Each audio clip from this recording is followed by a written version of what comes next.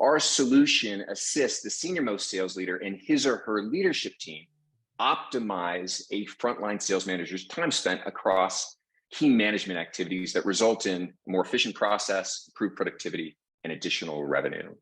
How we do this is by indexing all of the events on a manager's calendar via Google or Microsoft integration, and we enrich the data with the tenure and performance of their teams so we can get to some data-driven insights by tenure and performance cohorts.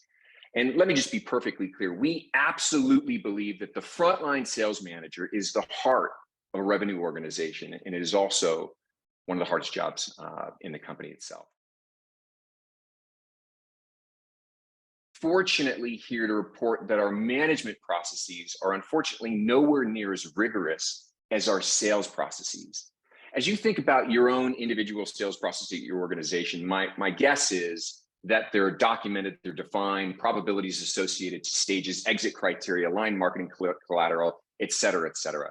However, when you look at your management processes, I think you can start to drive a truck through it.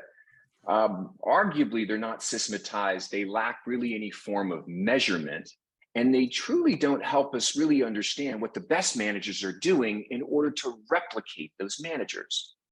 We asked a group that arguably looks like the contours of who's joined this call today, and we asked them how important management processes are towards driving specific KPIs. And more than two-thirds, almost 75% of you guys came back and said that the management process is very important to drive the pipeline, win rates, percentage of sellers at plan, forecast accuracy, and renewal rates. However, take a look at this, and take a look at this right here. More than half of you, the organizations actually report not actually having written down their management process.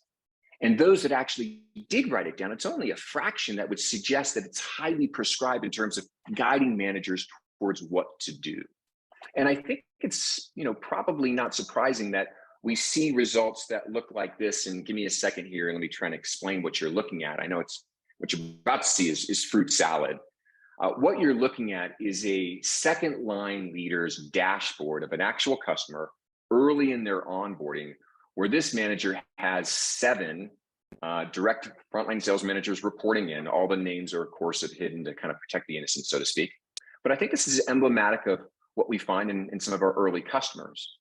If you take a look at these managers who arguably have the same span in terms of number of direct reports, calling into the same segments of the market, fundamentally take a different approach in the role. Take a look at a basic metric and the difference in time they spend with the team. One manager here is spending close to 40% of their time with their team, while another 16%. One-on-ones, one manager over 10% of their time, another at 5%. Team meetings. I mean, look at the co-selling component. This is in the market, joint traveling, call partnering, call alongs, ride alongs, whatever term we use today. One manager spending 15, 16% of their time versus one manager that arguably doesn't get to the market nearly at all. And I think this is what we start to see, this kind of mixed bag in terms of performance. And our belief is the inconsistency in the approach that we take in the management role leads to the inconsistency and lack of predictability in our overall sales results.